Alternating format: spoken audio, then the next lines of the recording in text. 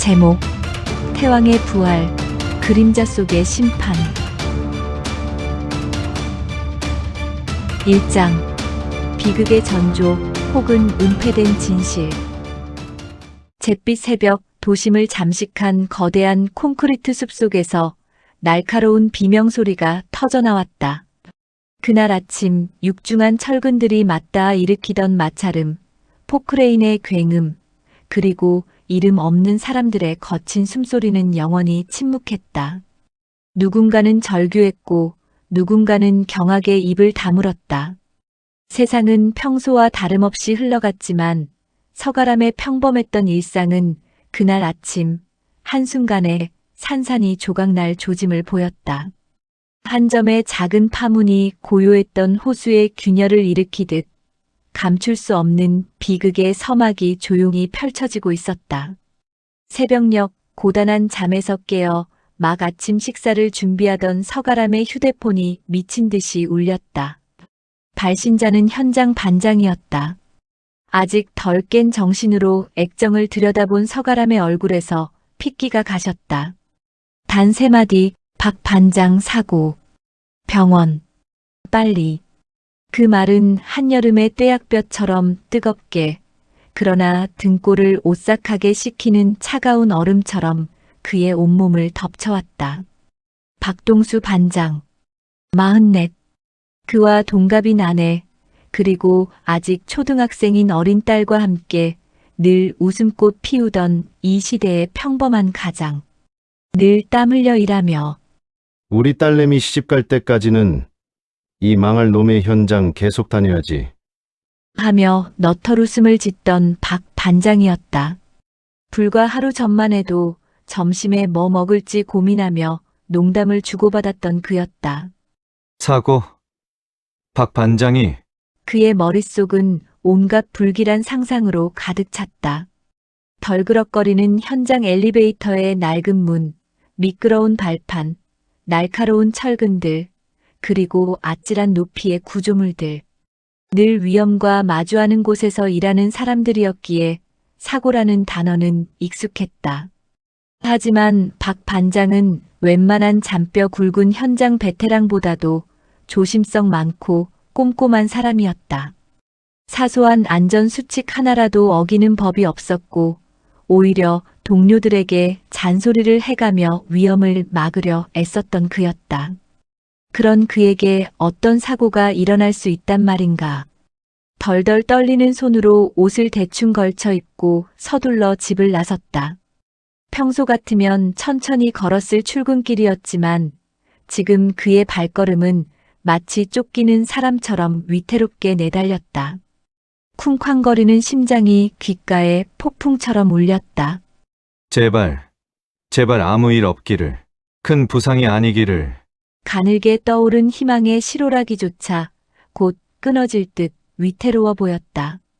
택시를 잡으려 했지만 출근 시간대의 도로는 꽉 막혀 있었다. 조급함이 목구멍까지 차올랐다. 이대로 가다가는 너무 늦을 것만 같았다. 그는 무작정 뛰기 시작했다. 거친 숨을 몰아쉬며 아스팔트를 박차고 나가는 그의 모습은 흡사 전장으로 향하는 전사와도 같았다. 간절한 마음으로 도착한 병원 응급실 앞은 이미 전쟁터 같았다. 앰뷸런스의 사이렌 소리가 쉴 새 없이 울리고 의료진들은 바삐 움직였다. 접수대로 달려가 박 반장의 이름을 댔을 때 그의 아내와 딸이 초점 없는 눈으로 응급실 입구를 망연히 바라보고 있는 것이 보였다. 아내는 얼굴이 온통 눈물범벅이 된 채 비틀거리고 있었고 딸아이는 엄마의 손을 잡고 흐느끼고 있었다. 그 처참한 광경에 서가람의 심장이 발끝까지 곤두박질 쳤다. 박동수 씨 보호자 되십니까? 죄송합니다만. 잠시 후 짙은 피 냄새를 풍기는 의사가 힘없이 걸어나와 무겁게 입을 열었다. 그리고 이어진 말들은 서가람의 귓가에 맴돌며 메아리 쳤다. 이미 사망, 현장에서 추락사, 과다출혈과 다발성 장기 손상. 이 모든 말은 그의 뇌를 마비시키는 강력한 해머와도 같았다. 아내의 통곡이 응급실 복도를 찢는 듯 울려 퍼졌고 어린 딸은 엄마의 품에 안겨 세상이 무너진 듯 울부짖었다. 잠시 후 건조한 표정의 형사들이 다가왔다. 노란색 폴리스 라인이 쳐지고 현장은 삽시간에 아비규환이 되었다는 소식이 이미 그들 귀에도 들어간 듯했다. 한 형사는 무심하게 수첩을 꺼내들며 박 반장의 아내에게 몇 가지 질문을 던졌고 다른 형사는 서가람과 몇몇 동료들에게도 간략하게 진술을 요구했다. 사건 현장과 동료분들의 증언을 종합해 볼 때 박동수 씨는 최근 건설회사의 임금, 체불 문제로 골머리를 앓았고 개인적인 스트레스와 경제적인 어려움과 호소했다는 점을 감안할 때 자살로 결론 지을 수밖에 없습니다. 서장이 직접 현장에 나와 언론 브리핑을 했다는 소리가 귓가에 맴돌았다. 자살이라니. 자살. 그는 도무지 그 말을 믿을 수 없었다. 박 반장은 결코 가족을 버리고 혼자 떠날 사람이 아니었다. 넉넉하지 못한 형편이었지만 그에게 아내와 딸은 세상의 전부였다. 주말이면 딸아이와 함께 도시락을 싸들고 놀러 가는 것을 유일한 낙으로 삼았고 아내에게는 세상 둘도 없는 듬직한 남편이었다. 밤늦게까지 야근에 시달려도 아침 일찍 출근해도 가족 생각하면 힘든 것도 없지. 하며 환하게 웃던 그였다. 그런 사람이 단 한 번의 망설임도 없이 모든 것을 던져버린다고? 경찰은 현장 상황과 몇몇 동료의 피상적인 증언을 토대로 너무나 쉽게 자살이라는 결론을 내렸다. 박 반장이 최근 건설회사의 임금 체불 문제로 골머리를 앓았다는 이야기, 가끔 한숨을 쉬며 힘들어하는 모습을 보였다는 증언들이 자살에 합당한 이유로 제시되었다. 그러나 서가람은 알고 있었다. 박 반장은 힘든 상황에서도 늘 방법을 찾으려 노력하는 사람이었다. 포기하지 않고 어떻게든 가족을 지키려 애쓰는 사람이었다. 그에게 좌절은 있었을지언정 스스로 목숨을 끊을 만큼의 비관은 없었을 것이다. 오히려 그는 어떤 상황에서도 삶의 의지를 불태우는 사람이었다. 그의 성정과는 너무나 동떨어진 무책임하고 비겁한 결론이 아닐 수 없었다. 뭔가 이상하다. 차가운 응급실 바닥에 앉아 가족의 오열을 지켜보던 서가람의 등 뒤로 전율이 흘렀다. 박 반장의 죽음을 둘러싼 모든 정황이 너무나 빠르게, 너무나 깔끔하게 자살로 수렴되는 것에 그는 강한 불신을 느꼈다. 그 불신은 단순한 의심이 아니었다. 서가람. 그는 전직 형사 출신으로 형사라는 직위를 버리고 4년간의 지리산 수행을 통해 천하를 호령할 태왕권을 물려받은 최후의 전사가 아니었던가. 오랜 시간 그의 안에 잠들어 있던 태왕권의 후예로서의 날카로운 직감, 즉 진실을 꿰뚫어보는 본능이 서서히 깨어나는 듯했다. 그의 가슴 속에는 슬픔과 함께 설명할 수 없는 분노가 들끓었다. 그리고 그 분노의 가장 깊은 곳에서 잠들어 있던 태왕권의 날카로운 본능이 희미하게 고개를 들었다. 단순한 슬픔을 넘어선 어떤 거대한 부당함에 대한 저항의식. 그날 밤 서가람은 박 반장의 가족을 집에 바래다주고 돌아와 자신의 작은 방에서 밤늦도록 고민했다. 박 반장의 마지막 순간 그의 얼굴에 드리워졌던 미세한 표정이 계속해서 그의 머릿속을 맴돌았다. 그것은 절망이 아닌 무언가에 대한 강렬한 메시지처럼 느껴졌다. 자살로 위장된 진실. 누군가가 이 모든 비극을 꾸몄다는 강한 확신. 서가람은 더 이상 가만히 있을 수 없었다. 이대로 침묵한다면 박 반장은 억울하게 죽음을 맞이한 채 잊히고 말 것이라는 강한 예감에 사로잡혔다. 박 반장님, 이대로는 안 됩니다. 제가 반드시 밝혀낼게요. 그의 목소리는 낮게 깔렸지만 그 안에 담긴 의지는 바위처럼 단단했다. 서가람은 주먹을 꽉 쥐었다. 건설 현장에서 땀 흘려 일하는 평범한 노동자의 모습 뒤에 숨겨진 범죄를 조작하고 정의를 농락하는 자들을 심판할 태왕권의 후예로서의 사명이 그의 심장 속에서 뜨겁게 요동치기 시작했다. 이 세상의 어둠 속에서 가려진 진실, 그 위대한 복수가 서서히 막을 올리는 순간이었다. 그의 발걸음은 이미 움직이기 시작했다. 2장. 어둠 속 불신, 희미한 한 줄기 빛. 박동수 반장의 장례식은 비통함과 함께 씁쓸한 의문만을 남긴 채 마무리되었다. 가족들의 흐느낌은 잿빛 납골당을 가득 채웠고 경찰이 최종 발표한 자살이라는 결론은 그 무거운 슬픔 위에 차가운 콘크리트처럼 더 씌워졌다. 사람들은 믿고 싶지 않은 현실을 애써 받아들이는 듯 고개를 끄덕였다. 하지만 서가람만은 달랐다. 그의 심장 속에는 비명 대신 박 반장이 남긴 마지막 물음표가 격렬하게 요동쳤다. 슬픔은 분노로, 분노는 지독한 불면으로 이어졌다.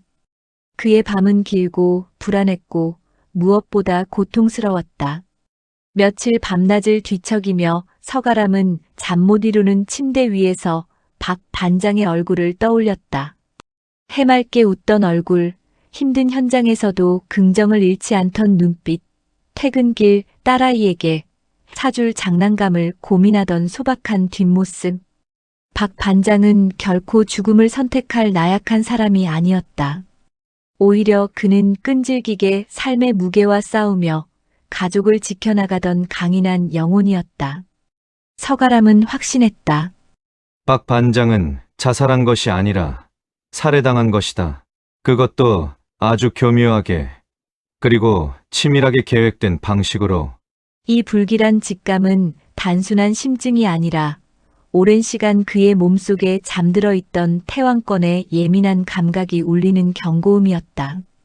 그러나 그의 확신은 아무도 들어주지 않았다.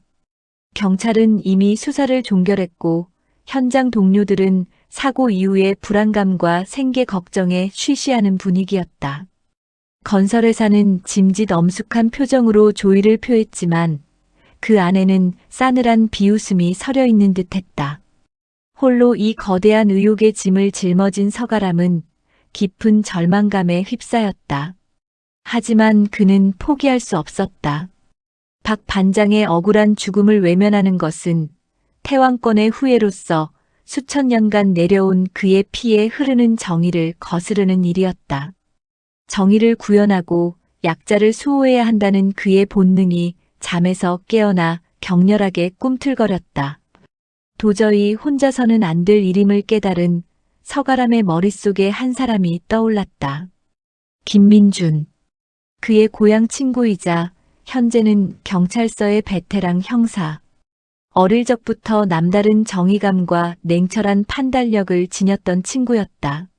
학창시절 불량배들에게 괴롭힘당하는 친구를 온몸으로 막아선 것도, 옳지 않은 일에는 단호하게 맞서 싸웠던 것도 모두 김민준이었다.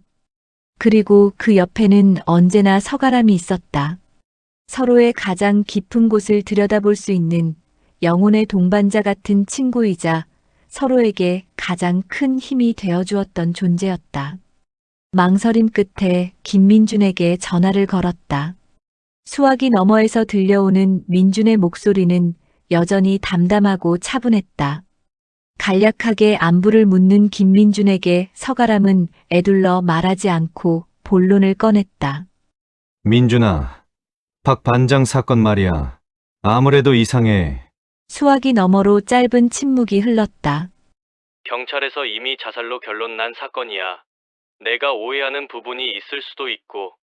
김민준은 조심스러운 어조로 답했다.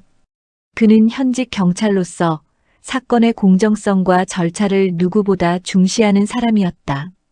이미 종결된 사건에 대해 친구의 개인적인 감정을 앞세워 개입하는 것은 그에게 있어서도 쉽지 않은 일임을 서가람은 알고 있었다.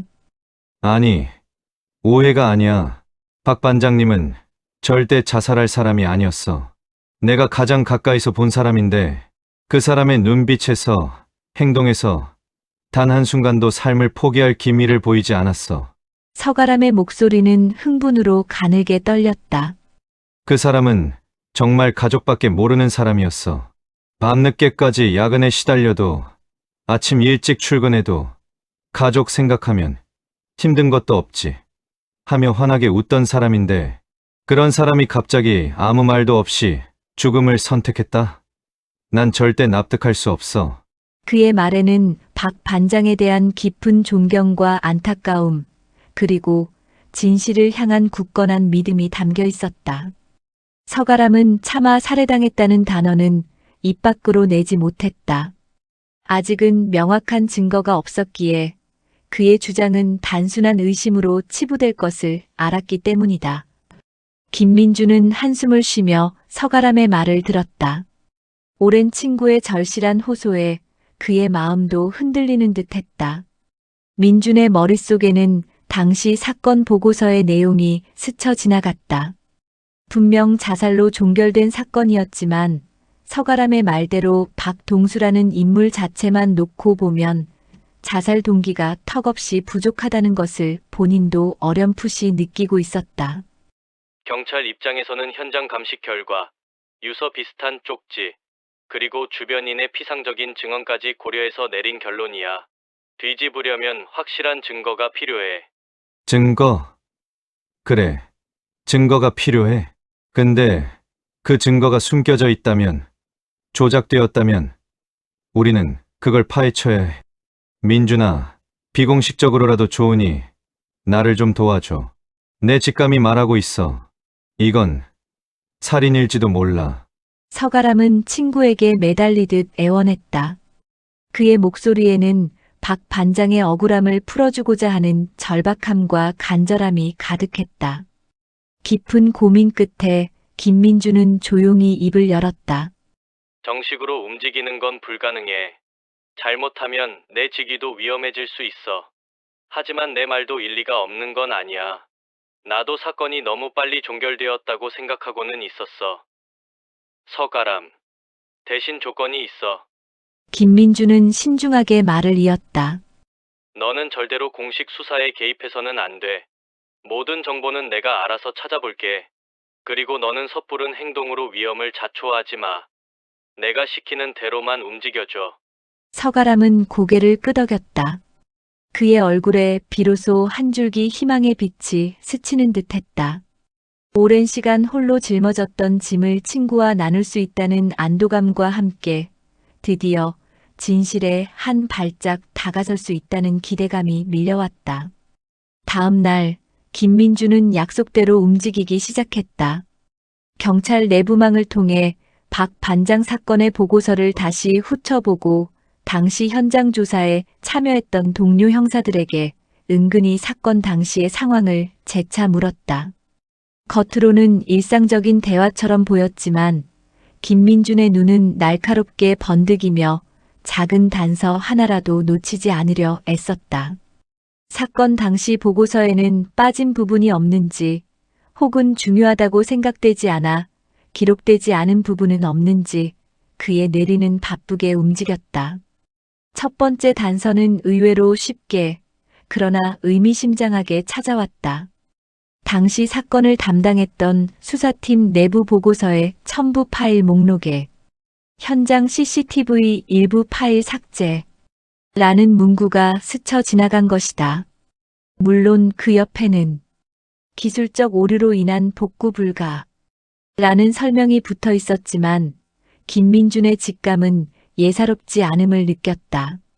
현장의 모든 영상 기록이 온전히 보존되어야 하는 중요한 사건에서 왜 특정 부분의 파일만 기술적 오류로 삭제되었을까?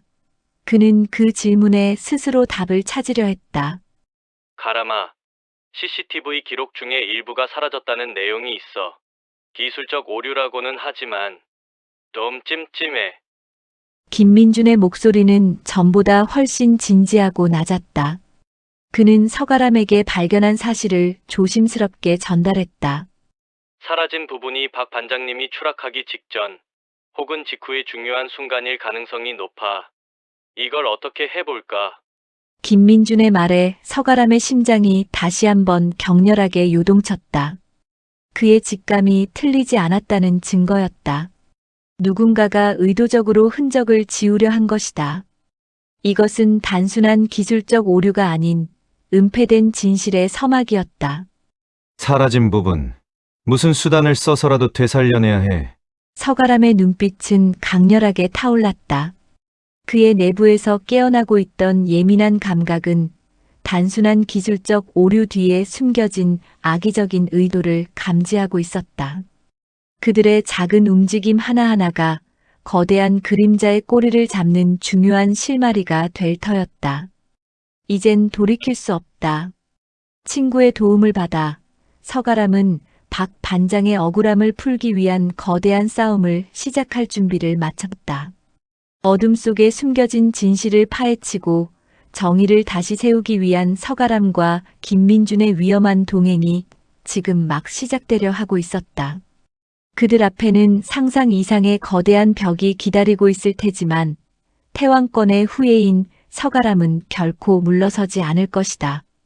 그리고 태왕권의 힘이 봉인된 채 잠들어 있었던 그의 내부에서 거대한 진실을 향한 발걸음이 첫걸음을 떼는 순간 그의 몸속 깊은 곳에서 태왕권의 문양이 희미하게 발현하기 시작했다. 아직은 미약하지만 그 문양은 서가람의 의지를 따라 빛을 발하며 새로운 서막을 알리고 있었다. 3장 그림자의 연쇄, 보이지 않는 손. 삭제된 CCTV 기록. 김민준 형사의 낮은 목소리 속에서 들려온 그 한마디는 서가람의 뇌리를 번개처럼 스쳐 지나갔다. 단순한 기술적 오류라는 설명은 서가람의 불신을 더욱 키웠다.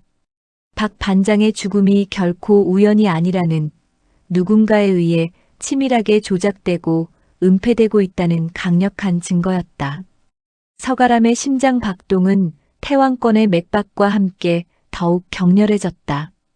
그의 내면에서 차가운 분노와 뜨거운 의지가 충돌하며 새로운 에너지를 뿜어내는 듯했다.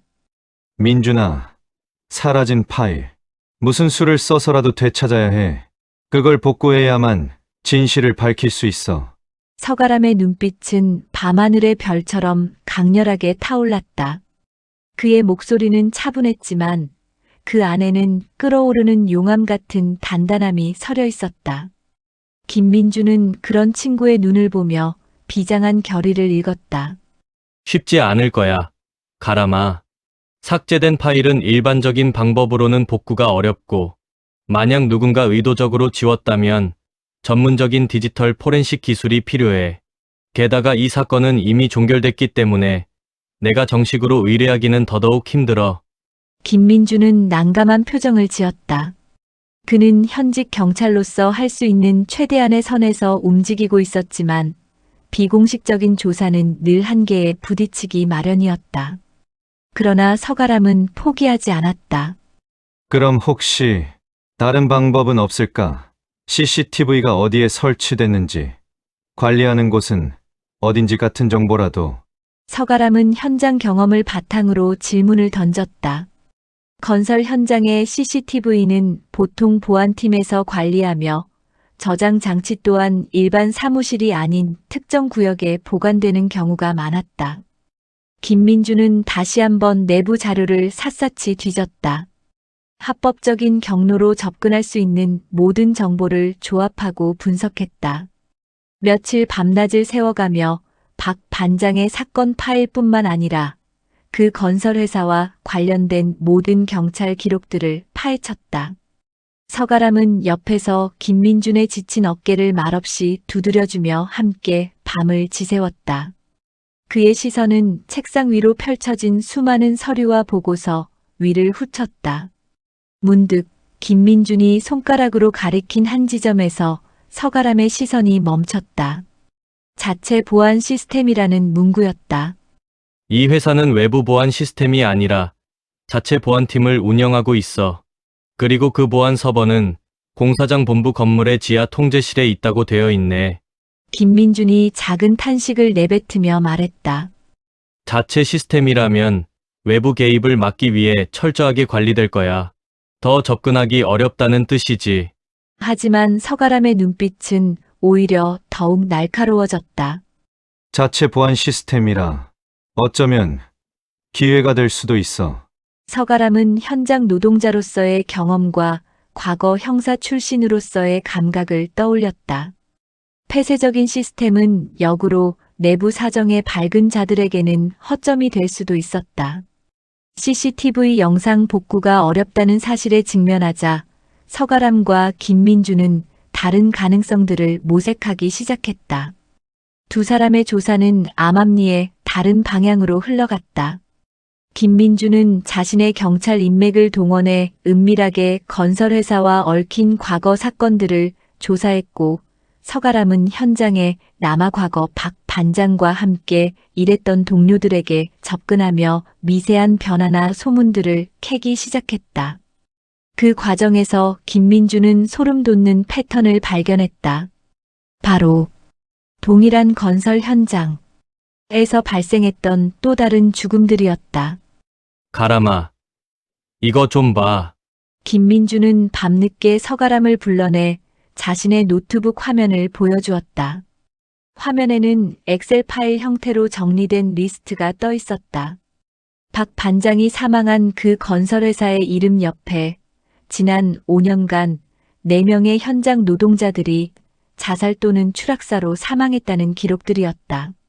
모두 경찰 수사 결과 개인적인 부주의나 개인 신변을 비관한 자살로 종결된 사건들이었다. 지난 5년간 4명이야. 모두 동일한 건설회사의 현장에서 비슷한 형태로 죽음을 맞았어. 다들 부주의나 자살로 처리됐고 꼼꼼하게 수사가 진행된 흔적은 거의 없어. 김민준의 목소리는 낮게 깔렸지만 그 안에 담긴 경악과 분노는 감출 수 없었다. 너무나 의심스러워. 마치 누군가가 정교하게 설계한 시나리오 같잖아. 서가람은 리스트를 뚫어지게 바라봤다. 이름들 하나하나에 그의 동료들이 떠올랐다. 죽은 자들에게 드리워진 어둡고 거대한 그림자. 그의 감각이 경고했다. 이 모든 죽음은 우연이 아니며 이 뒤에는 거대한 악의 존재가 도사리고 있다는 것을. 그의 혈관 속에서 피가 끓어오르는 듯한 기분이었다. 박 반장의 죽음은 단순히 개인이 겪은 비극이 아니라 거대한 사슬의 한 부분이었다. 정교한 시나리오. 그래. 시나리오라면 그 시나리오를 쓴 사람이 있을 거야. 서가람의 주먹이 저절로 꽉 쥐어졌다. 그의 눈은 분노와 함께 차가운 결의로 빛나고 있었다. 김민주는 다시 자료들을 뒤적이다가 과거 기사를 하나 찾아냈다. 몇 년 전 해당 건설회사가 불법 하도급과 부당이득으로 검찰 조사를 받았으나 최종적으로 혐의 없음 처분을 받았다는 기사였다. 기사 속에는 건설회사 오너의 사진이 작게 박혀 있었다. 거친 인상의 중년 남성. 눈빛은 얼음처럼 차가웠고 표정에는 어떤 인간적인 감정도 담겨 있지 않았다. 마치 모든 것을 지배하려는 폭력적인 힘이 그 안에 응축되어 있는 듯했다. 이 사람이 건설회사 오너 강승철 회장이야. 예전부터 조직폭력배 출신이라는 소문이 파다했어. 지금은 재계에서 나름 입지를 다졌지만 그 과정이 순탄치 않았다는 말이 많지. 특히 하청업체를 상대로 한 갑질이나 노동자들에 대한 부당 대우는 악명이 높았어. 경찰 내부에서도 그를 건드리기 힘든 인물로 분류하고 있었지. 김민주는 씁쓸한 표정으로 말했다. 그의 말은 곧 그들이 상대해야 할 존재가 단순한 기업인이 아닌 어둠의 세력과 깊이 연루된 거물임을 암시했다. 그날 밤 서가람은 홀로 건설 현장 근처를 다시 찾았다. 텅 빈 야간 현장은 낮과는 달리 고요했지만 서가람의 태왕권의 감각은 더욱 날카롭게 주변을 탐지했다. 어둠 속에서 희미하게 불어오는 바람, 콘크리트 구조물 사이에서 나는 미세한 금속성 소리, 그리고 어디선가 느껴지는 묘한 긴장감. 그는 단순한 눈으로 볼 수 없는 것들을 느끼고 있었다. 그 순간 그의 시야에 잡히는 것은 박 반장이 추락했던 건물 최상층의 난간. 멀리서 봐도 그곳에 어색하게 남아있는 얇은 철사 조각이 보였다. 마치 누군가 그곳에 무엇인가를 묶었다가 급하게 잘라낸 흔적 같았다. 기술적 오류, 개인적인 부주의. 서가람의 뇌리에는 김민준이 찾은 4명의 죽음과 강승철이라는 인물이 오버랩되었다. 그리고 이제 그의 눈으로 확인한 난간의 흔적. 그 모든 것이 하나의 거대한 퍼즐 조각처럼 맞춰지기 시작했다. 강승철. 그의 입에서 낮은 이름이 터져나왔다. 그 이름 안에는 분노, 결애, 그리고 태왕권의 힘을 사용할 수밖에 없는 운명의 그림자가 드리워져 있었다. 그들은 이제 거대한 악의 그림자에 한 발짝 더 다가섰다. 서가람은 직감했다. 박 반장의 억울한 죽음을 시작으로 한 이 비극의 연쇄는 건설회사의 어두운 역사와 깊이 연결되어 있다는 것을. 그리고 이 모든 악행의 정점에는 바로 강승철이 있다는 것을. 그의 손바닥에는 태왕권의 푸른 문양이 희미하게 빛나기 시작했다. 이는 단순한 분노의 표출이 아니었다. 정의를 위한 투쟁을 시작하라는 태왕의 후예로서 피할 수 없는 소명에 대한 각성이었다. 서가람은 이제 그 누구도 믿을 수 없는 이 위험한 싸움에서 오직 자신의 감각과 태왕권에 의지해야 할 것임을 깨달았다. 친구 김민주는 외부에서의 정보 수집을 담당하지만 어둠 속으로 직접 뛰어들어야 하는 것은 바로 자신이었다. 사장, 어둠을 뚫고 깨어나는 본능. 김민준 형사의 노트북 화면에 떠있던 건설회사 오너 강승철의 차가운 얼굴은 서가람의 심장을 갉아먹는 칼날처럼 느껴졌다. 그의 이글거리는 눈빛은 단순한 분노를 넘어선 태왕권의 후예로서 피할 수 없는 정의의 의지를 담고 있었다. 5년간 5명의 죽음. 이 모든 비극의 중심에 강승철이 있다는 확신은 서가람의 혈관 속 피를 더욱 뜨겁게 만들었다. 그는 더 이상 이 모든 상황을 그저 바라보고만 있을 수 없었다. 결국 저놈이 배우라는 거잖아. 박 반장님과 다른 사람들의 죽음까지도 전부 저놈의 짓이야. 서가람의 목소리는 낮게 깔렸지만 그 속에는 폭발 직전의 화산처럼 뜨거운 분노가 끓어오르고 있었다. 김민주는 조심스럽게 친구의 어깨를 토닥였다. 아직 심증만으로는 움직일 수 없어. 공식적인 수사를 다시 시작하려면 저들이 자살로 위장한 증거를 그들의 손에서 찾아야 해. 김민주는 다시 CCTV 파일 이야기를 꺼냈다. 삭제된 파일이 바로 핵심적인 증거가 될 것이라고. 하지만 동시에 그만큼 위험천만한 일임을 상기시켰다. 그 건설회사의 보안은 철통 같아. 자체 보안 시스템에 지하 통제실에 저장 서버가 있다는 건 말 그대로 성을 지키는 것과 다름없다는 얘기야. 정식 영장 없이 접근하는 건 불가능해. 잘못하면 우리가 역으로 당할 수도 있고. 하지만 서가람의 눈빛은 흔들리지 않았다. 그는 이미 답을 정한 듯했다. 성이라면 성을 뚫어야지. 나에게는 이 현장이 내 손금처럼 익숙해. 몇 년간 땀 흘렸던 곳이야. 누구보다 그 건물의 구조를 잘 알고 있어. 민준아, 내가 갈 거야. 김민주는 경악했다. 미쳤어?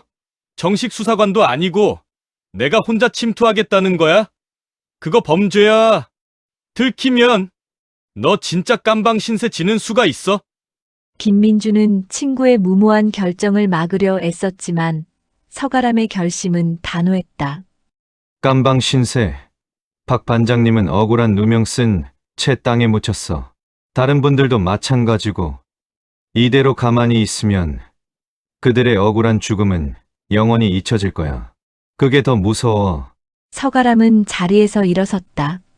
그의 그림자가 김민준의 노트북 화면에 비친 강승철의 얼굴을 잠시 가렸다.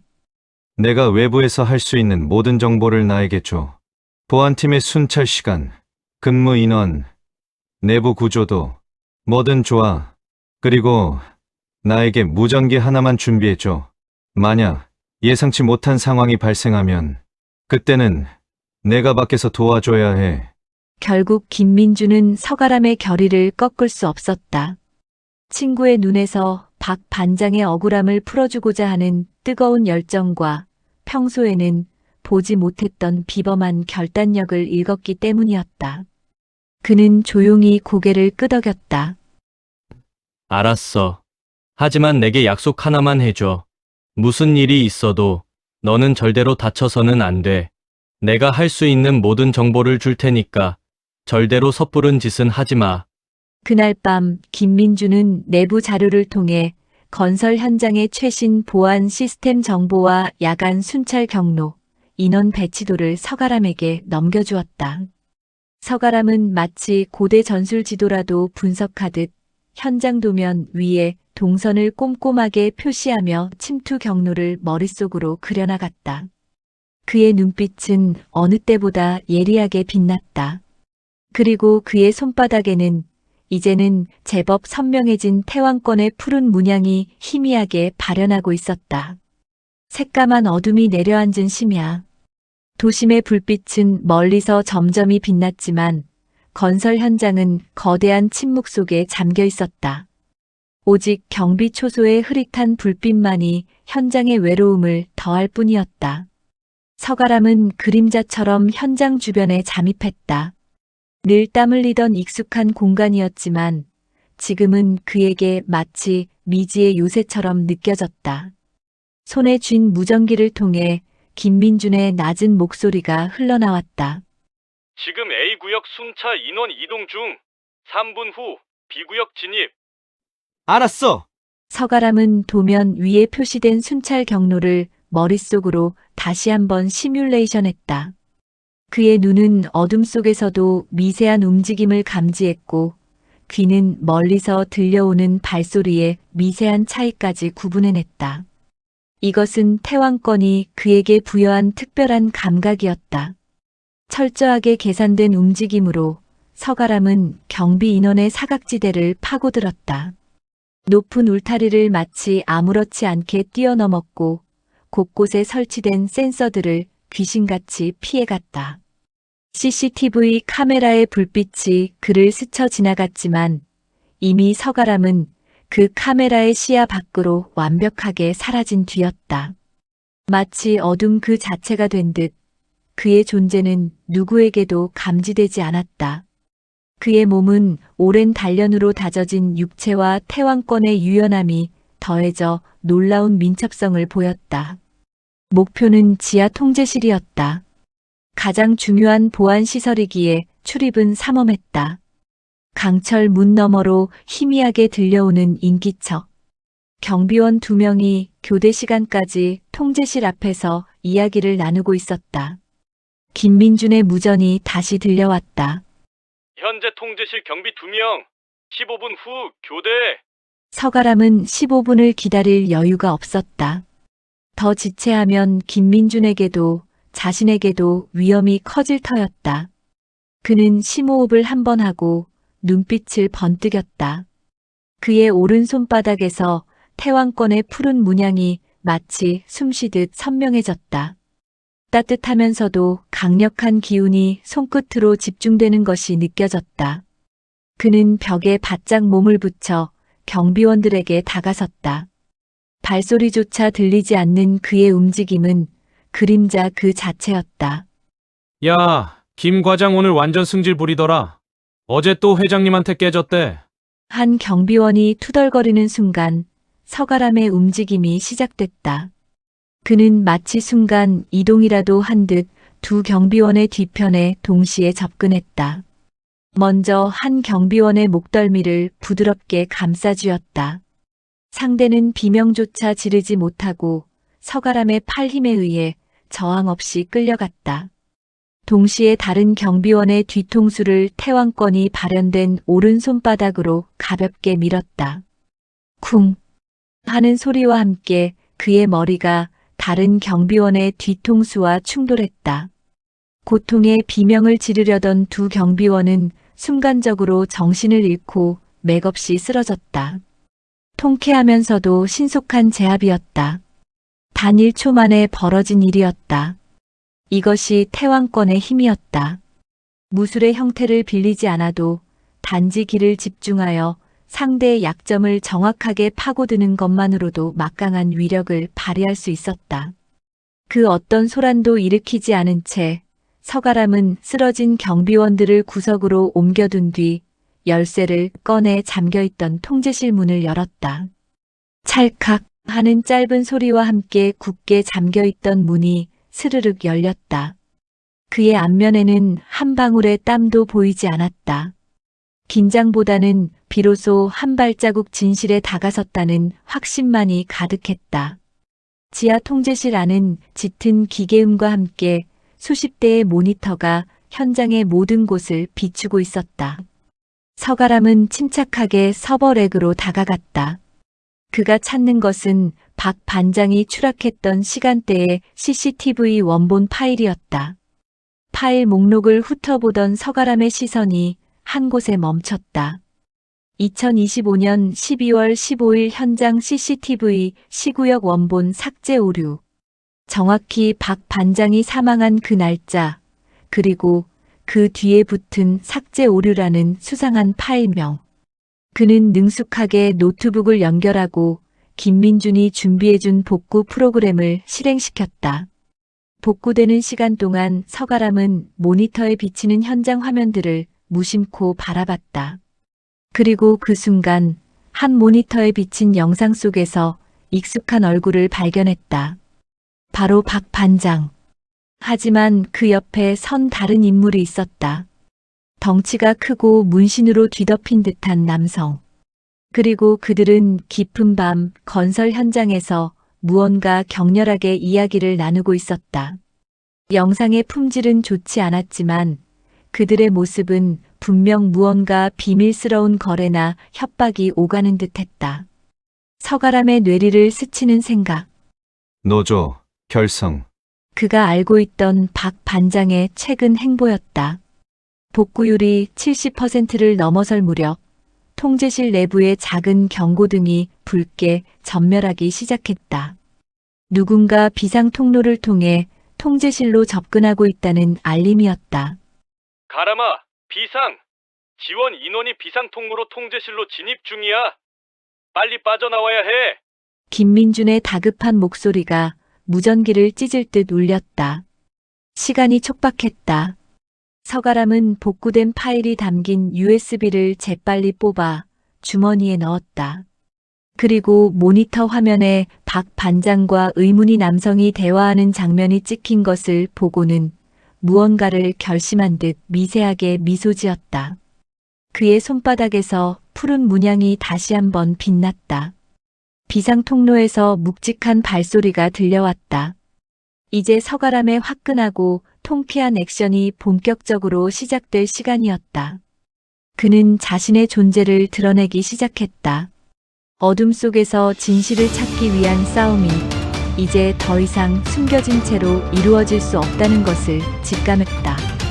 오장, 격돌, 그리고 드러나는 진실의 단면. 지하 통제실 비상 통로에서 묵직한 발소리가 점점 가까워져 왔다. 무전기 너머 김민준의 다급한 목소리가 서가람의 귓가를 파고들었다. 빨리 빠져나와야 해. 하지만 서가람의 눈빛은 냉정했다. 그의 손에 쥔 USB에는 박 반장의 억울한 죽음과 얽힌 진실의 조각이 담겨 있었다. 이것을 가지고 무사히 빠져나가는 것이 무엇보다 중요했다. 동시에 그는 이곳에 발을 들인 이상 자신의 존재를 완벽히 숨길 수는 없다는 것을 직감했다. 이제는 정면 돌파의 시간이었다. 민준아, 들었어? 걱정 마. 여기는 내가 정리할게. 서가람은 짧게 답하고 무전기를 허리춤에 다시 매달았다.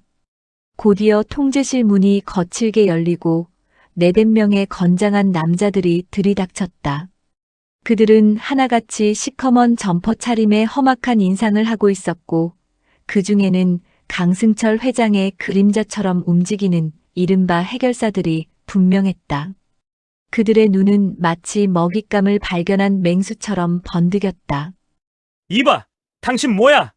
여기서 뭘 하는 거야? 선두에 선 남자가 날카롭게 외쳤다. 그의 목소리에는 권총이 달린 홀스터에 손을 가져가는 위협적인 기세가 담겨 있었다. 서가람은 차가운 미소로 그들을 마주 보았다.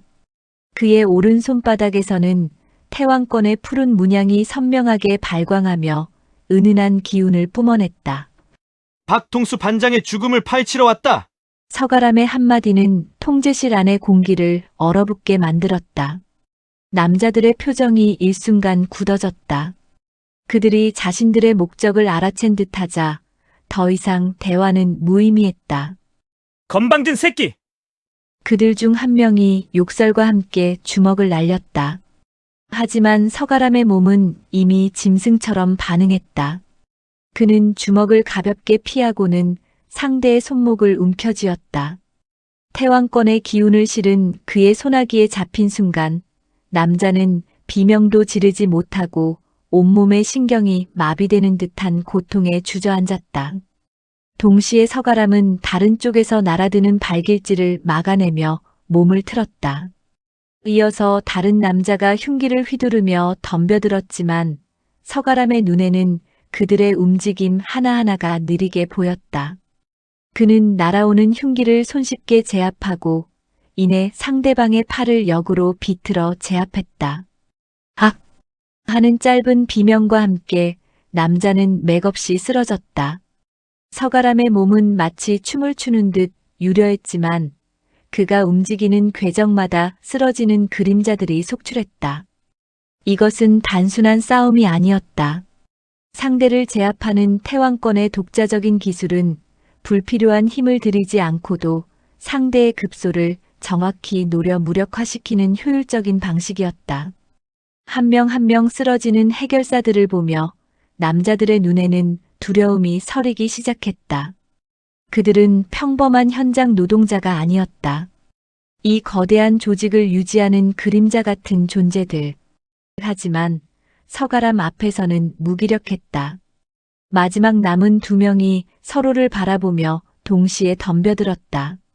한 명은 서가람의 시선을 끌었고 다른 한 명은 뒤편에서 쇠파이프를 들고 기습하려 했다.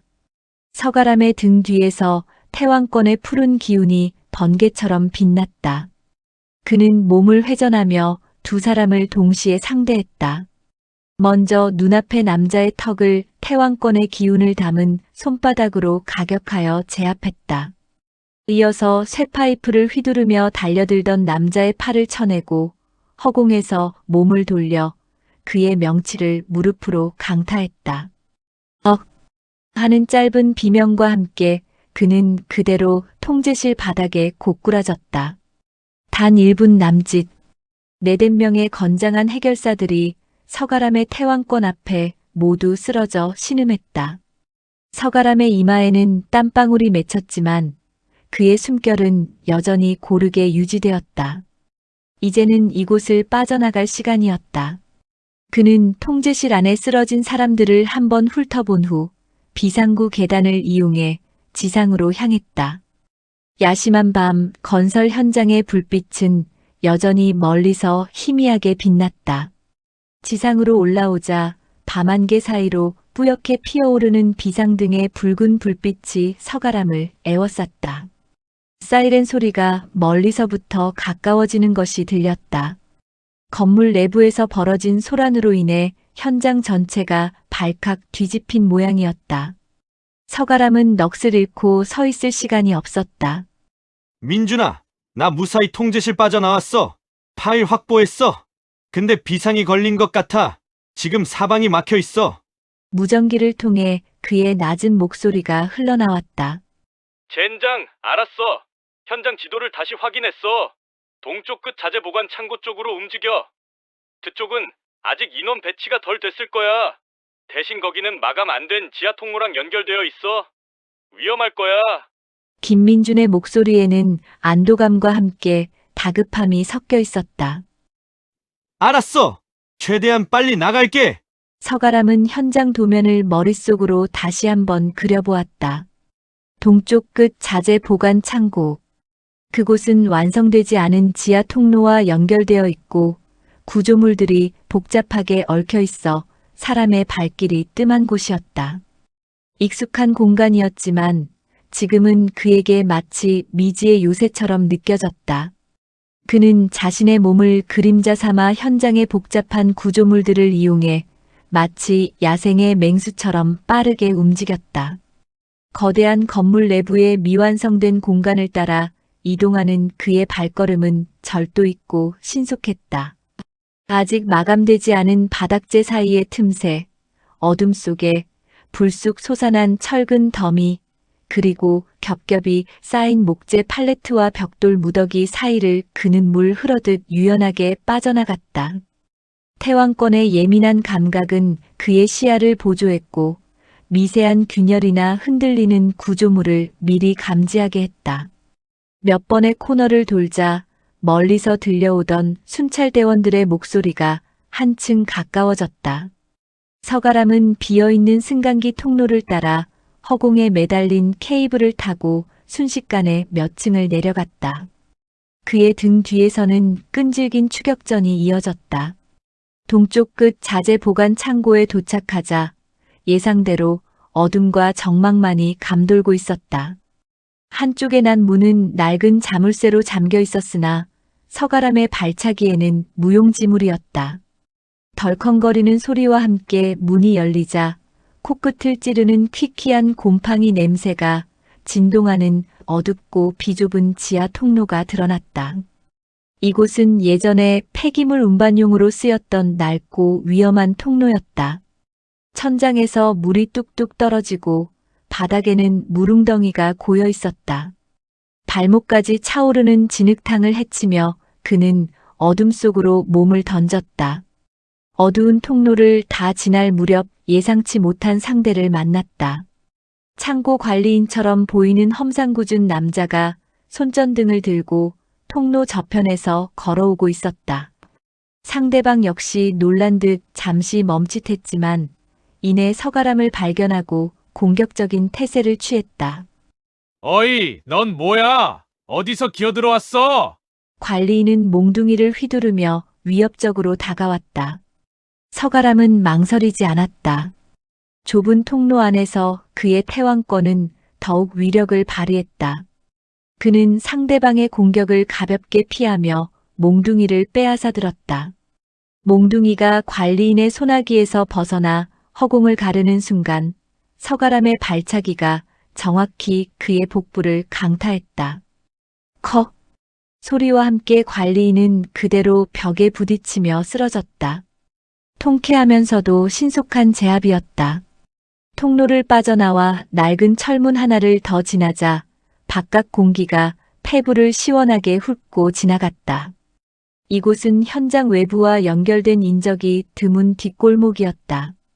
서가람은 흐트러진 숨을 고르며 김민준에게 무전했다. 민준아, 나 무사히 빠져나왔어. 지금 뒷골목이야. 진짜 무사하냐? 하마터면 내 명줄이 다 끊어질 뻔했다. 내가 지금 거기로 갈게. 그대로 있어. 김민준의 목소리에는 그제야 긴장이 풀린 듯한 안도감이 묻어났다. 잠시 후 김민준의 차가 조용히 미끄러져 들어왔다. 김민준은 걱정스러운 표정으로 서가람의 안색을 살폈다. 무사해서 다행이다. 정말 간이 배 밖으로 나온 놈이야.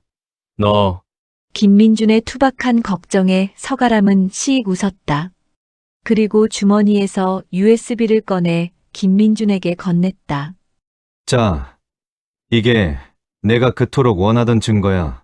두 사람은 서가람의 허름한 자취방으로 돌아와 곧장 USB를 김민준의 노트북에 연결했다. 밤늦도록 두 사람은 복구된 CCTV 파일을 분석했다. 박 반장이 사망한 그날 새벽 4시 27분. 뿌옇게 복구된 영상 속에는 박 반장이 보였고 그 맞은편에는 서가람이 통제실에서 봤던 덩치 크고 문신을 한 남자가 서 있었다. 그 남자의 얼굴은 흐릿했지만 그의 위압적인 태도와 팔에 새겨진 거대한 용 문신은 선명하게 구별되었다.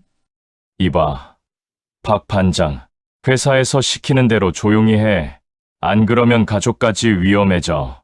영상 속 남자의 목소리는 거칠고 위협적이었다. 박 반장은 고개를 숙이고 있었지만 그의 표정은 분노와 좌절감으로 일그러져 있었다. 노조는 막아야 돼. 너 혼자 잘나서 다 해결할 수 있을 것 같아. 쓸데없는 짓 하다가 너만 다치고 가족만 더 힘들어져. 마지막 경고야. 입 다물고 시키는 대로 해. 보너스 좀 보태줄 테니 그걸로 입 다물어. 이 모든 게 누구를 위한 일이라고 생각해. 남자는 손으로 책상 위에 돈뭉치를 던졌다. 박 반장은 고개를 들고 돈뭉치를 노려보더니 이내 손으로 돈을 거칠게 바닥으로 쓸어내렸다. 내가 돈 때문에 이러는 줄 알아? 우리가 인간 대접도 못 받는다고. 박 반장의 절규가 영상에 울려 퍼졌다. 그리고 그 순간 남자의 눈빛이 섬뜩하게 변했다. 인간 대접. 감히 주제 넘게 굴지 마. 내까진 노동자들이 뭉쳐서 뭘 할 수 있을 것 같아. 내 놈 하나쯤이야. 남자는 손짓으로 무언가를 지시하는 듯 했다. 그제야 복구되지 못한 나머지 영상에서 뚝 끊겨버렸다. 하지만 남아있는 영상만으로도 충분했다. 이제 확실해졌네. 김민준의 목소리는 차분했지만 그 속에는 분노가 서려 있었다. 박 반장님이 노조 결성을 추진하다가 협박을 받은 거야. 저 덩치 큰 놈은 분명 강승철 회장이 수하겠지. 그리고 영상 마지막 부분에 뭔가 지시하는 듯한 제스처. 아마도 박 반장님을 처리하라는 지시였을 거야. 서가람은 이를 악물었다. 그의 눈에는 이미 증오가 가득했다. 죽음이 자살로 위장된 살인이었다는 증거야. 그리고 그 배우에 강승철이 있다는 것도 분명해졌어. USB에 담긴 다른 폴더를 열자 여러 개의 음성 파일과 메신저 대화 내용들이 나타났다. 박 반장이 동료들과 노조 결성을 논의했던 대화 내용들이었다. 임금 미지급, 열악한 작업 환경, 그리고 안전 불감증에 대한 절박한 호소들이 빼곡하게 담겨 있었다. 그리고 건설회사 측이 노동자들을 협박하고 노조 활동을 방해하기 위해 다양한 방법을 동원했다는 정황까지. 두 사람은 밤새도록 복구된 자료들을 분석했다. 그리고 그 자료들 속에서 충격적인 사실을 추가로 발견했다. 과거 이 건설회사에서 발생했던 다른 4건의 사망사고 역시 노조 결성을 시도했거나 부당함을 고발하려 했던 노동자들과 관련이 있었던 것이다. 이 모든 죽음은 단순한 사고나 자살이 아닌 건설회사의 비리를 은폐하고 조직의 이익을 지키기 위한 강승철 회장 측의 잔혹한 살인이었던 것이다. 젠장! 이건 그냥 살인이 아니야. 연쇄살인이야. 가라마! 김민주는 주먹으로 테이블을 내리쳤다. 그의 얼굴에는 분노와 함께 정의를 향한 뜨거운 열정이 다시 타올랐다. 서가람의 손바닥에서 태왕권의 푸른 문양이 격렬하게 빛나기 시작했다. 이제 진실은 모두 드러났다. 그들을 가로막는 거대한 어둠의 실체도, 그들이 처단해야 할 악의 정체도 명확해졌다. 하지만 그들 앞에는 상상 이상의 거대한 벽이 버티고 있었다. 강승철 회장과 그의 폭력 조직, 진실을 파헤친 자들에게 그들이 과연 순순히 물러설 리 없었다. 오히려 더욱 잔혹하고 치밀하게 반격해올 터였다. 이젠 돌이킬 수 없는 전면전이 시작될 참이었다. 그때 김민준의 휴대폰이 울렸다. 낯선 번호였다. 수화기 너머에서 들려오는 음성은 차갑고 위협적이었다. 김 형사님, 밤늦게 이런 연락해서 죄송합니다. 회장님께서 안부를 전해달라 하시더군요. 과도한 호기심은 수명을 단축시킬 뿐이라고. 그리고 그 옆에 서가람이라는 분께도 꼭 전해드려야 합니다. 더 이상 까불지 마라. 너는 내 상대가 안 된다. 전화는 그대로 끊겼다. 강승철이 이미 서가람의 침입을 알았다는 명백한 경고였다. 그리고 김민준의 정체까지 파악하고 있었다. 그들의 움직임은 벌써 감지되고 있었다. 이제 강승철은 서가람과 김민준을 노골적으로 위협하기 시작할 터였다. 거대한 폭풍이 다가오고 있었다. 6장 강철 심장과 그림자의 발톱. 강승철의 경고는 차가운 칼날처럼 서가람과 김민준의 심장을 파고들었다. 과도한 호기심은 수명을 단축시킬 뿐 더 이상 까불지 마라. 너는 내 상대가 안 된다.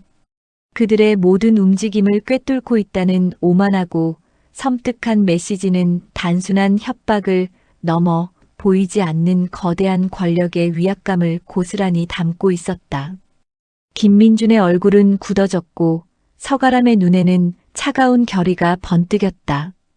더 이상 숨바꼭질이 아니었다. 전쟁은 이미 시작되었고 전면전은 피할 수 없는 현실이 되었다. 강승철 그놈, 벌써 우리의 뒷배까지 파악하고 있었어. 이 자식, 대체 얼마나 깊이 뿌리박고 있는 거야? 김민준은 테이블을 강하게 내리쳤다. 분노보다는 불안감이 앞서는 듯했다. 그의 시선은 서가람에게 향했다. 이제 어떻게 할 거야? 가람아? 놈이 노골적으로 널 노리기 시작할 거야. 널 해치려 할 거고, 더 나아가서는 날 끌어내리려 할 거라고. 두렵냐? 서가람은 차분하게 되물었다. 김민준은 잠시 말을 잃었다. 솔직히 두려웠다. 조직과 폭력으로 얼룩진 대기업 회장과의 싸움은 일반적인 형사의 역량으로는 감당하기 힘들었다. 게다가 지금은 친구의 일로 비공식적인 수사를 진행하고 있었다. 언제라도 자신의 커리어가 끝장날 수 있었다.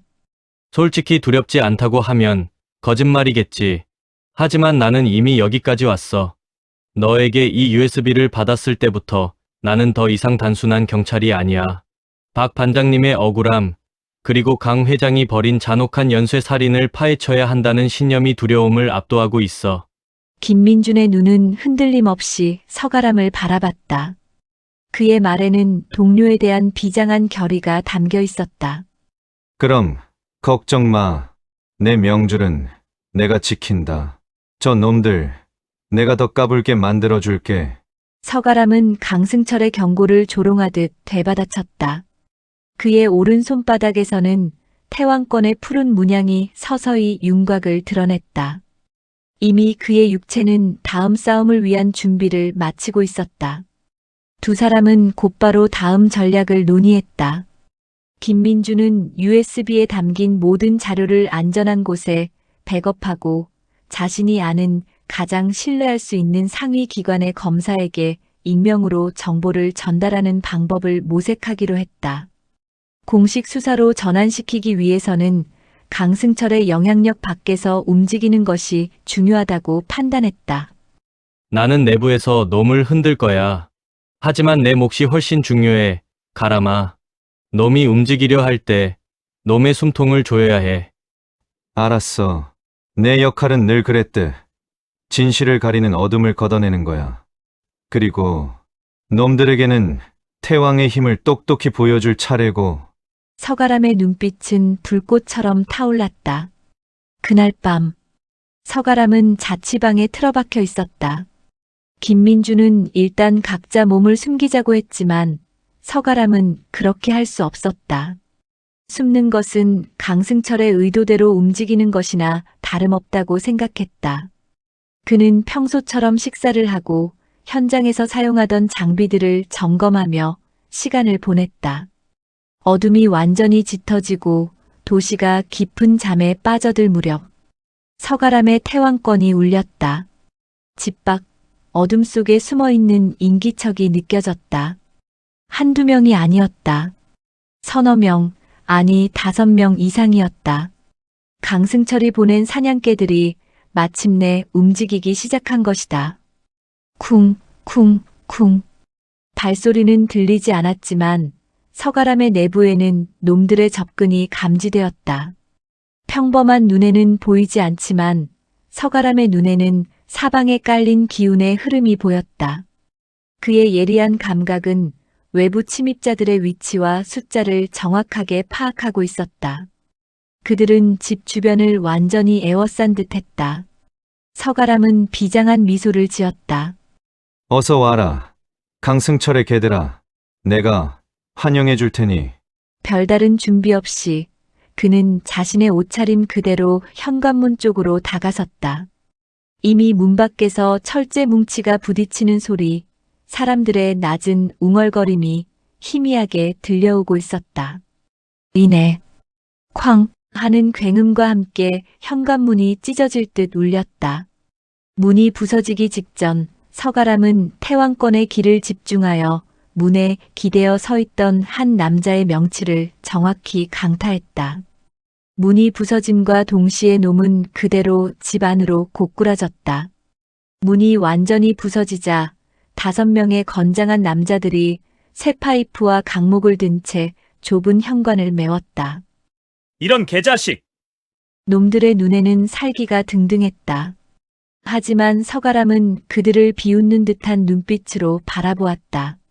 놈들은 망설임 없이 일제히 서가람에게 달려들었다. 서가람은 몸을 낮춰 가장 먼저 달려드는 놈의 다리를 걸어 넘어뜨렸다. 놈이 비명을 지르며 바닥에 고꾸라지는 동시에 뒤에서 날아오던 쇠파이프를 태왕권의 길을 담은 손바닥으로 받아쳐 방향을 틀었다. 캉! 하는 금속음과 함께 쇠파이프는 허공을 가르며 다른 놈의 머리를 강타했다. 억! 하는 소리와 함께 놈은 그 자리에서 쓰러졌다. 통쾌하면서도 치밀한 움직임이었다. 좁은 공간은 서가람에게 유리하게 작용했다. 놈들은 강목과 쇠파이프를 제대로 휘두르지 못하고 서로의 움직임을 방해하기 일쑤였다. 하지만 서가람은 태왕권의 유연한 움직임으로 그들의 틈을 파고들었고 정확하고 치명적인 지점에 길을 실어 공격했다. 그의 주먹과 발차기에는 강력한 기운이 담겨 있었다. 옆구리를 스쳐가는 놈의 몽둥이를 막아내며 그의 손목을 꺾자 놈은 뼈가 부러지는 듯한 비명과 함께 무릎을 꿇었다. 다른 놈이 그의 등 뒤에서 칼을 꺼내려 하자 서가람은 그의 허리춤을 정확히 가격하여 놈의 칼을 튕겨내고는 목덜미를 움켜쥐었다. 놈은 숨조차 제대로 쉬지 못하고 눈을 뒤집으며 쓰러졌다. 집안은 순식간에 아수라장이 되었다.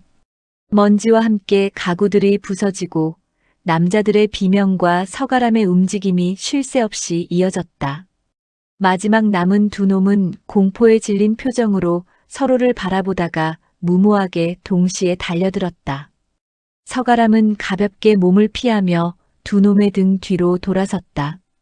그리고는 두 놈의 머리채를 동시에 움켜쥐고 서로의 머리를 부딪히게 했다. 쾅! 하는 둔탁한 소리와 함께 두 놈은 미동도 없이 쓰러졌다. 서가람은 거친 숨을 내쉬며 흐트러진 앞머리를 쓸어 올렸다. 그의 주변에는 싸늘하게 쓰러진 놈들만이 널브러져 있었다. 액션 영화의 한 장면처럼 모든 것이 통쾌하고 화끈하게 끝났다.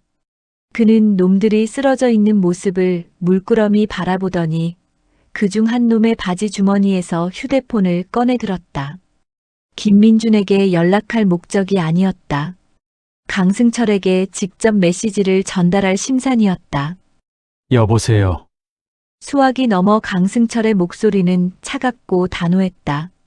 그가 보낸 사냥개들의 실패를 아직 알지 못하는 듯했다. 내 사냥개들이 힘이 좀 없네. 잘 훈련시켜서 보내든가 아니면 직접 오시든가. 서가람의 목소리는 조롱하듯 낮게 깔렸다. 수화기 너머에서 순간 침묵이 흘렀다. 이내 강승철의 찢어질 듯한 분노에 찬 목소리가 들려왔다. 이 건방진 새끼가 감히 나에게 개긴 대가로 내 놈 목숨은 물론 내 놈 주변의 모든 것들을 불바다로 만들어줄 테니 그때까지 살아서 버텨봐라. 전화는 그대로 끊겼다. 서가람은 희미한 미소를 지으며 휴대폰을 바닥에 던져 깨뜨렸다. 이제 강승철은 서가람을 단순한 걸림돌이 아닌 직접 제거해야 할 대상으로 인식할 것이다.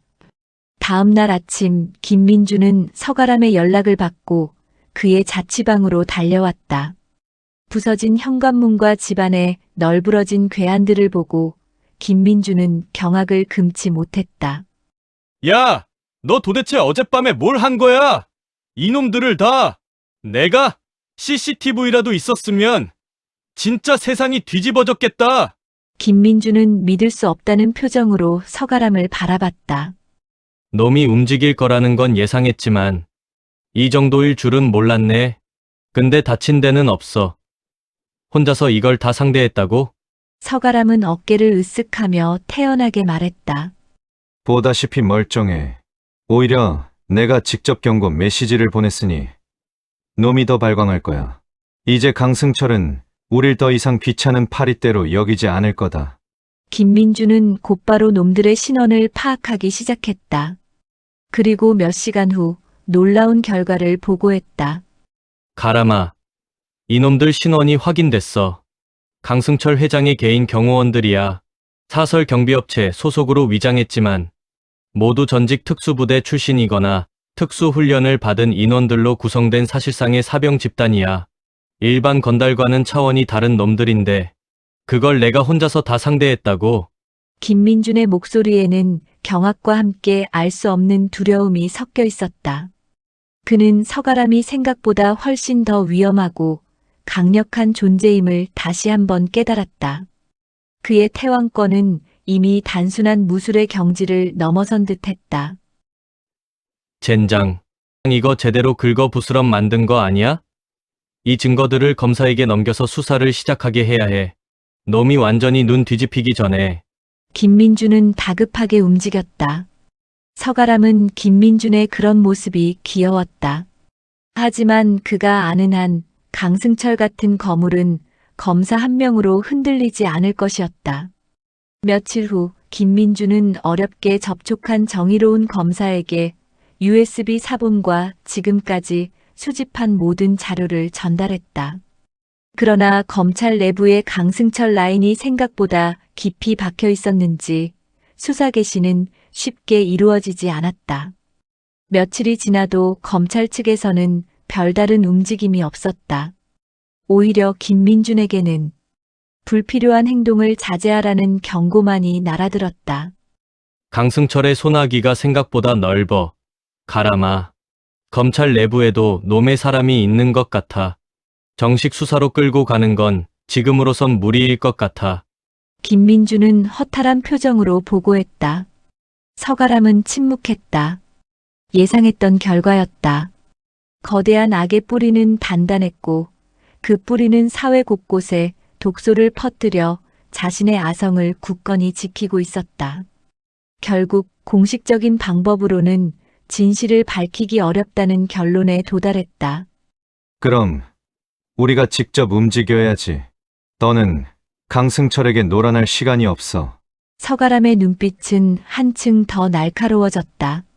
그의 손바닥에서 태왕권의 푸른 문양이 마치 불타오르듯 선명하게 빛났다. 그의 태왕권은 단순한 방어수단이 아니었다. 이제는 이 세상의 불의를 처단하고 정의를 세우기 위한 거대한 검이 될 차례였다. 그는 강승철이 가진 모든 부패한 기반을 뿌리부터 뒤흔들 계획을 세우기 시작했다. 그리고 그 첫 번째 목표는 강승철의 가장 취약한 지점, 바로 그의 거대한 폭력 조직이었다. 이 거대한 괴물의 심장을 직접 노리는 서가람의 태왕권이 드디어 세상에 그 위력을 드러낼 때가 온 것이다. 7장 균열의 서막, 흔들리는 왕자.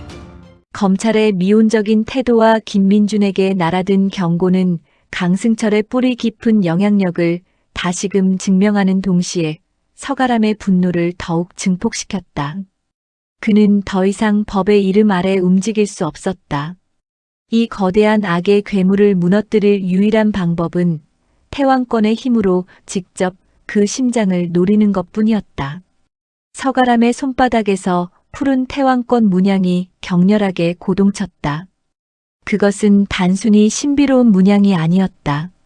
오랜 시간 봉인되었던 정의의 힘이 그의 온몸으로 흘러넘치며 깨어나고 있음을 알리는 징표였다. 강승철의 왕좌를 흔들려면 놈의 돈줄부터 끊어야 해. 서가람은 김민준에게 차분하지만 단호하게 말했다. 폭력 조직의 근본은 결국 돈이야.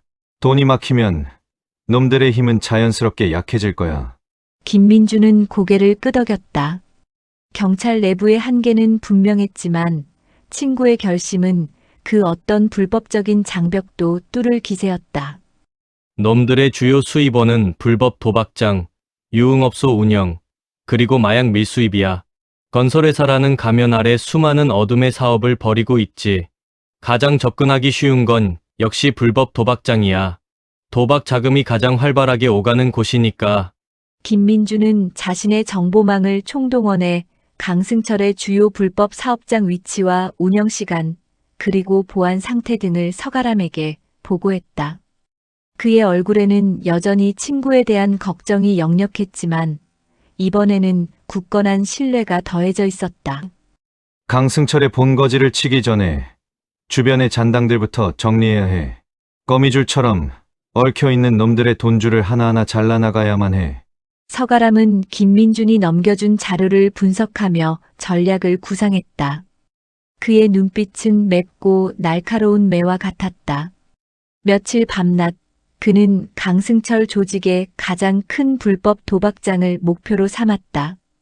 불야성 이라 불리는 그곳은 겉으로는 번듯한 오락실이었지만 지하에서는 수백억 원의 도박 자금이 오가는 거대한 검은 돈의 소굴이었다.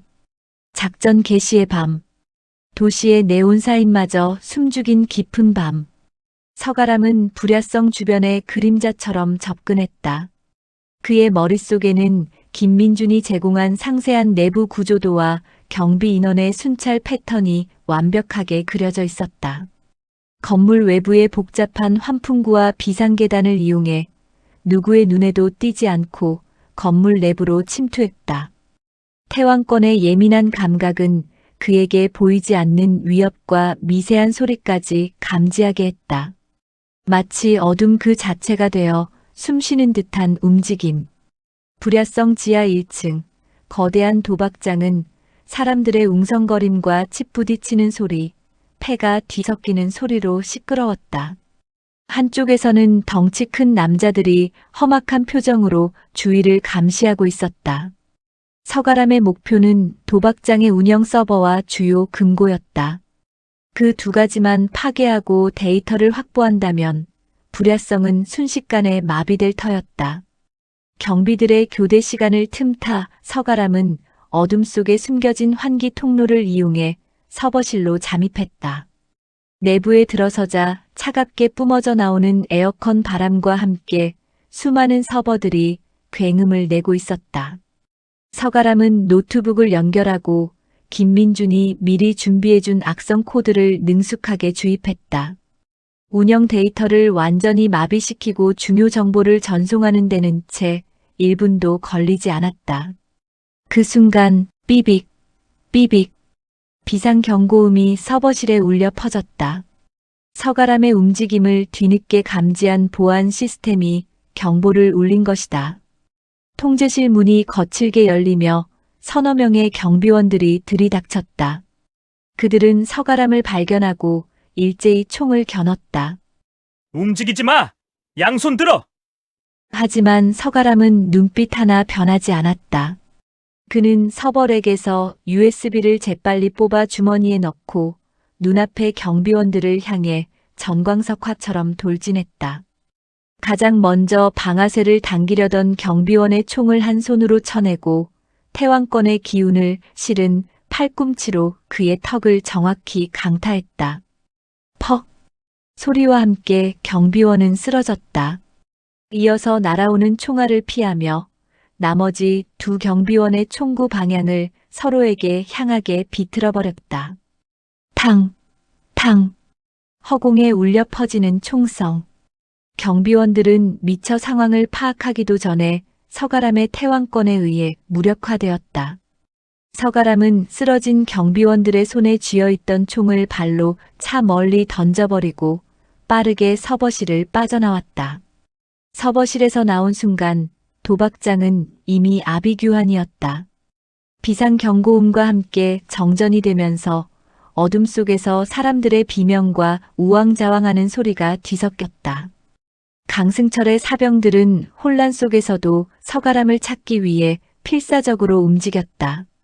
하지만 서가람은 혼돈의 장을 이용해 몸을 숨겼다. 그의 목적은 이제 지하 금고였다. 지하 2층에 위치한 금고는 강철문으로 굳게 닫혀 있었다. 그 앞을 지키는 2명의 사병은 마치 조각상처럼 굳건했다. 김민준의 정보에 따르면 이들은 강승철 회장의 최측근이자 가장 잔인한 해결사들이었다. 서가람은 어둠 속에 숨어 그들의 움직임을 관찰했다. 두 남자는 무전기로 끊임없이 상황을 보고하며 긴장을 늦추지 않았다. 회장님, 서버실 쪽 요원들이 제압된 것 같습니다. 그리고 정전이 젠장! 서버실을 뚫었다고? 거기에는 가장 정예 요원들이 배치되어 있었잖아. 도대체 누가 움직인 거야? 무전기 너머 강승철의 격분한 목소리가 희미하게 들려왔다. 서가람은 비웃듯 미소 지었다. 그의 태왕권은 이 순간 더욱 뜨겁게 타올랐다. 서가람은 더 이상 기다리지 않았다. 그는 어둠 속에서 그림자처럼 뛰쳐나왔다. 태왕권의 기운을 발바닥에 집중하여 지면을 박차고 날아오른 서가람은 먼저 경비원 한 명의 뒤통수를 가격했다. 상대는 짧은 신음과 함께 쓰러졌다. 동시에 다른 경비원이 돌아서며 주먹을 날렸지만 서가람은 그의 주먹을 가볍게 잡고 태왕권의 기운을 상대의 팔에 집중하여 역으로 비틀었다. 우득. 뼈가 으스러지는 듯한 소리와 함께 남자는 고통스러운 비명을 지르며 금고 문에 몸을 쳐박았다. 서가람은 경비원에게서 빼앗은 보안카드로 금고문을 해제해 나갔다. 찰칵, 찰칵, 찰칵. 잠금장치가 해제되는 소리가 어둠 속에 울려 퍼졌다. 이내 육중한 강철문이 육중한 소리를 내며 서서히 열렸다. 금고 안은 오색 찬란한 지폐 다발들로 가득했다. 불법 도박으로 벌어들인 검은 돈이 산더미처럼 쌓여 있었다. 서가람은 주변에 있던 이동식 보관함에 돈다발을 집어넣었다. 목적은 돈을 훔치는 것이 아니었다. 이들의 돈줄을 끊고 불법의 증거를 세상에 드러내는 것이었다. 그는 준비해온 소형 폭약을 금고 곳곳에 설치했다. 그리고는 타이머를 설정하고 재빨리 금고 문을 닫았다. 그 순간 금고 밖 복도에서 묵직한 발소리가 다시 들려왔다. 이번에는 아까 서버실에서 봤던 덩치 큰 문신 남자가 직접 움직이는 듯했다. 그의 얼굴에는 강승철의 지시를 받았음이 분명한 살벌한 분노가 가득했다. 내 놈이 감히 회장님 심기를 건드려? 여기서 죽여주마! 남자는 거친 목소리로 외치며 허리춤에서 거대한 칼을 꺼내들었다. 마치 고대의 전사가 쓰는 대도처럼 날카롭게 번득였다. 회장님에게 노릇이 꽤나 재미있는가 보지. 서가람은 상대를 도발하듯 짧게 응수하며 태왕권의 기운을 끌어올렸다. 상대는 강승철의 가장 신뢰받는 오른팔이자 현장 CCTV 영상에서 박 반장을 협박했던 그 문신 남자였다. 그는 단순한 힘만 가진 것이 아니었다.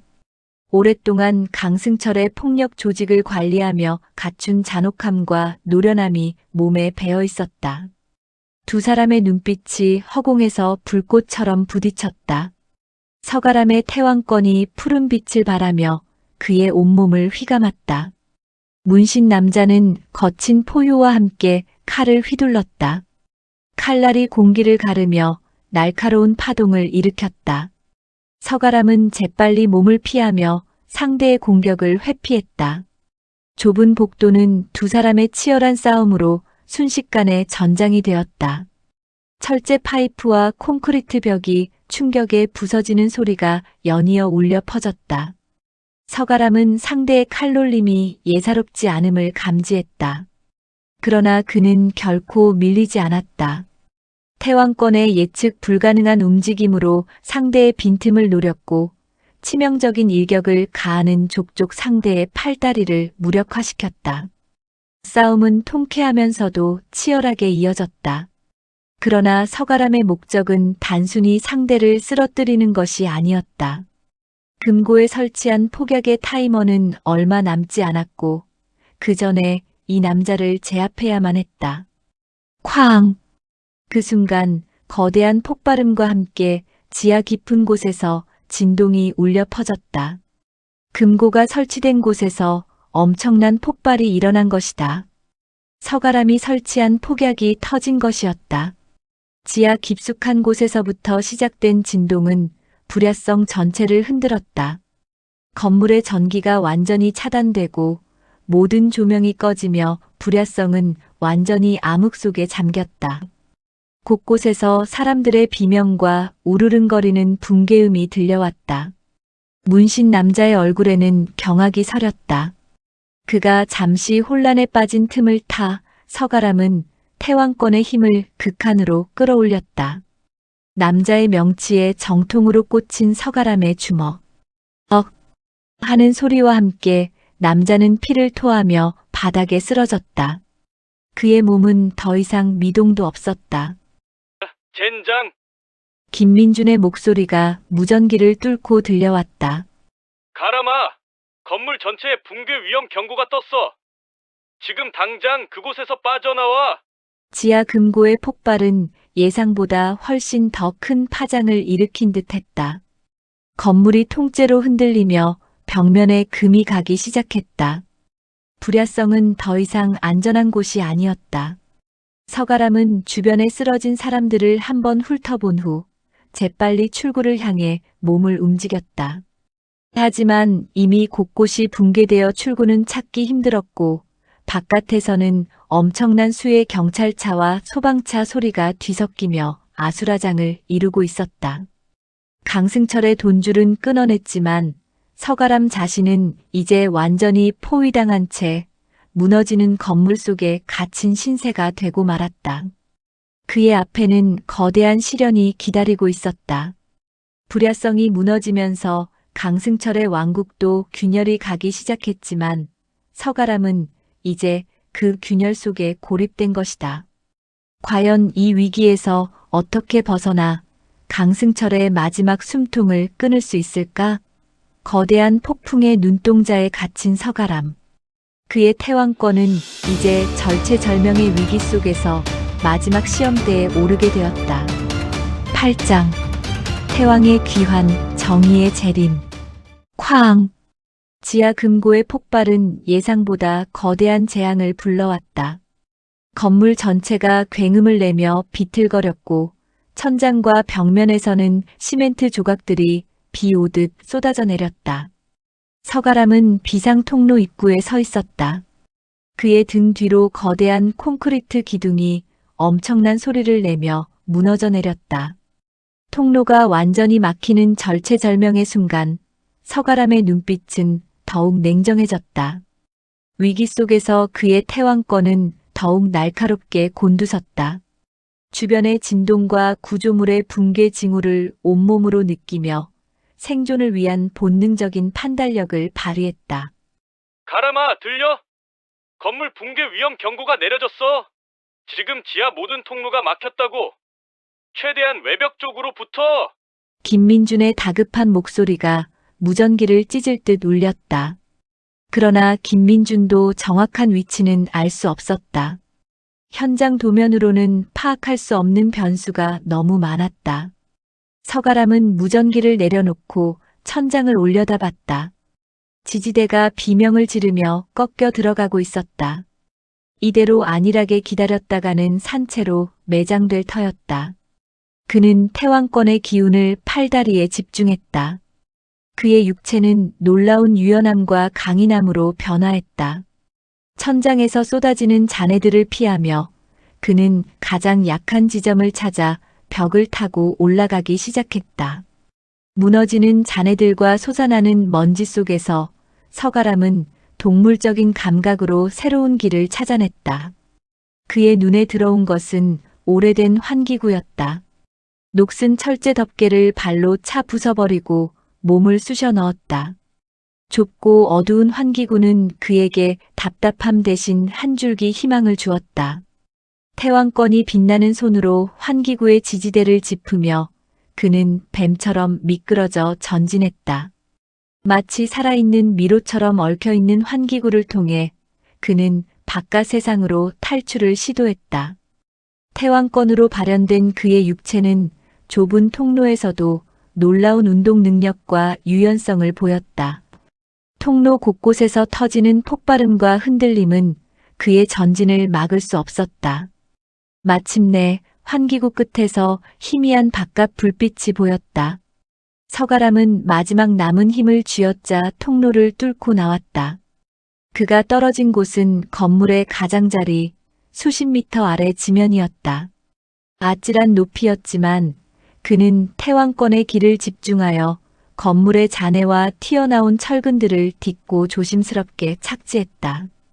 그의 발이 땅에 닿는 순간 거대한 굉음과 함께 불야성이라는 이름의 거대 건물이 엄청난 먼지를 내뿜으며 산산조각 났다. 그제야 서가람의 다리에 힘이 풀렸다. 간신히 살아남았다는 안도감과 함께 박 반장의 억울한 죽음에 대한 무거운 감정이 밀려왔다. 수십 대의 소방차와 경찰차, 구급차가 현장을 에워쌌고 헬리콥터가 상공을 선회하며 주변을 비췄다. 거대한 불야성은 이제 거대한 잿더미가 되어 있었다. 수많은 시민들이 현장을 지켜보며 경악과 탄식을 쏟아냈다. 그리고 그 혼란 속에서 김민준이 서가람을 발견하고 그에게 달려왔다. 가람아, 정말 무사했구나. 김민준은 서가람을 끌어안으며 안도했다. 그의 눈가는 촉촉했다. 서가람은 김민준의 어깨를 토닥였다. 걱정 마. 쉽게 죽지 않아. 두 사람의 눈빛 속에서 말로 다 할 수 없는 동료애와 신뢰가 오고 갔다. 그 사이 김민준은 빠르게 움직이고 있었다. 불야성 붕괴 현장은 수많은 불법의 증거들을 세상 밖으로 드러냈다. 지하 금고의 파편 속에서 흩날리는 수표 뭉치들, 파괴된 서버실의 잔해, 그리고 이 모든 불법 행위에 가담했던 수십 명의 강승철 측 인사들이 체포되었다. 김민준은 이 기회를 놓치지 않았다. 그가 준비해 두었던 USB 사본과 서가람의 증언, 그리고 수많은 희생자들의 사건 기록들을 언론과 고위 검사들에게 동시다발적으로 흘렸다. 그의 필사적인 노력은 마침내 빛을 발했다. 불야성 붕괴는 단순히 사고가 아닌 강승철 회장의 거대한 불법 제국이 무너지는 신호탄이었다. 다음 날 아침 모든 언론은 불야성 붕괴와 강승철 회장의 불법 도박장 운영 및 연쇄살인 의혹을 헤드라인으로 보도했다. 국민들은 경악했다. 건설회사 회장의 추악한 이면, 그리고 힘없는 노동자들의 죽음이 은폐되었다는 사실에 분노했다. 압도적인 여론의 압박과 쏟아져 나오는 증거들 앞에서 검찰은 더 이상 침묵할 수 없었다. 마침내 강승철 회장에 대한 체포 영장이 발부되고 전면적인 수사가 시작되었다. 강승철 회장은 자신의 사무실에서 체포되었다. 그는 체포되는 순간까지 오만하고 냉혹한 표정을 잃지 않았다. 그러나 서가람과 김민준이 그 앞에 나타나자 그의 눈빛은 일순간 흔들렸다. 서가람의 얼굴을 보는 순간 그의 오만함은 순식간에 분노와 당혹감으로 바뀌었다. 내 이놈, 감히 건드리지 말았어야 했다. 강승철은 피 끓는 분노를 토해냈지만 서가람의 눈에는 그저 초라한 악마의 마지막 발버둥으로 비칠 뿐이었다. 수사는 빠르게 진행되었다. 불야성에서 확보된 결정적인 증거들과 김민준이 수집한 자료, 그리고 용기를 낸 수많은 제보자들이 강승철의 왕국을 산산조각냈다.